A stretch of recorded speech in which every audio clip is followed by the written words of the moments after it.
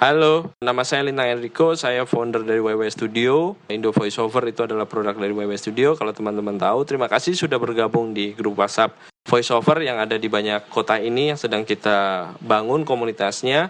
Saya akan jawab sekitar 20 pertanyaan. Semoga jawabannya bisa menjadi informasi yang bagus, yang baik buat teman-teman dan menjadi insight yang sangat berguna buat teman-teman. Terima kasih. Pertanyaan nomor 1, bagaimana perkembangan dunia voiceover di Indonesia menurut kakak saat ini? Menurut saya ini lagi menarik banget, voiceover di Indonesia lagi seru banget. Kita bisa lihat term voiceover yang mungkin 5 atau 6 tahun lalu tidak begitu populer, orang Indonesia tahunya cuma pengisi suara atau dubber. Sekarang jadi sangat populer, lalu kemudian komunitasnya juga semakin banyak. Lalu klien yang sadar tentang kebutuhan voiceover yang baik, lalu kemudian memesan voiceover via online, itu juga semakin banyak. Lalu website-website freelancer seperti Freelancer atau Fiverr atau Odesk atau Upwork itu juga semakin banyak. Jadi peluang teman-teman yang tersebar di seluruh Indonesia sekarang menurut saya jadi sama rata, tidak terpusat hanya di 1 atau 2 kota besar saja. Pertanyaan nomor 2, bagaimana seorang dengan zero experience di dunia voiceover dapat menentukan jenis gigs yang tepat? Jawabannya adalah mencoba semua gigs. Kita nggak akan tahu di mana bakat kita, di mana specialties kita, di mana market kita, atau di mana klien yang tepat untuk kita kalau kita nggak nyoba semua. Dan sebagai pemula atau orang yang baru masuk ke dunia voiceover, jadi menurutku tidak ada beban. Coba semua, mau voice acting, mau podcast, mau audiobooks, itu cobain semua. Toh akhirnya yang menilai bahwa suara kamu cocok di field A, B, C bukan kamu, tapi adalah klien dan marketnya itu sendiri. Pertanyaan nomor 3 dari Dani di Surabaya. Halo di Surabaya, minta tipsnya dong agar hasil rekaman kalau tanpa studio dapat yang bagus.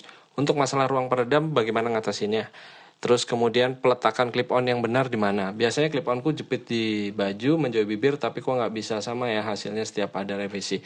Oke, pertama untuk rekaman tanpa studio, kalian harus punya kayak vokal reflektor. Itu kalian bisa search. Itu portable. Lalu atau kalau mau yang lebih murah lagi atau DIY, kalian bisa coba rekaman di dalam kasur atau di dalam selimut atau di dalam lemari penuh pakaian. Itu mungkin akan sangat membantu secara treatment akustik. Lalu kemudian untuk clip on yang benar di mana? Oke, jenis-jenis mic banyak sekali. Ada, kalau dari jenisnya sifatnya ada dinamik, ada kondenser. Lalu kemudian dari bentuknya atau dari fungsinya itu ada shotgun mic, ada lavalier, ada clip on dan segala macam. Nah, itu punya specialties yang berbeda-beda. Lalu kalau saranku sebaiknya tidak gunakan clip on, karena kalau clip on itu lebih punya jangkauan frekuensi yang sangat terbatas, karena fungsinya biasanya di clip on itu dibuat untuk news atau untuk interview.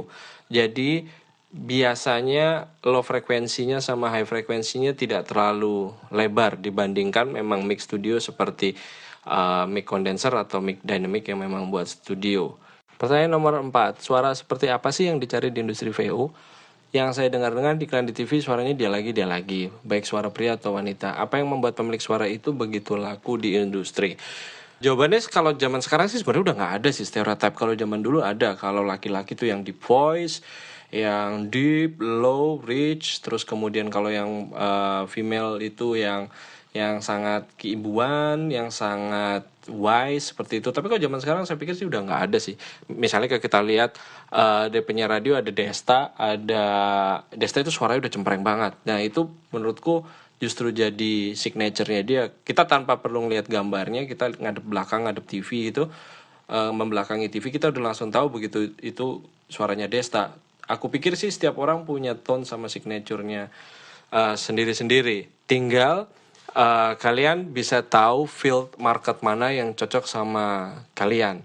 Misalnya suara yang cempreng tapi untuk voice acting ternyata dia sangat bagus karena dia bisa switch banyak karakter suara. Itu menurutku marketnya bisa digali di situ. Jadi nggak melulu di iklan TV karena sekarang field marketnya voiceover sangat besar sekali. Pertanyaan nomor 5, bagus nih. Cara yang paling efektif untuk promo VO talent, apakah cukup satu demo VO atau voice reel biasa kita sebut, atau dibuat beberapa model demo VO jadi satu packaging? Oke, jawabannya adalah sebenarnya sama aja, mau digabung atau mau dipisah.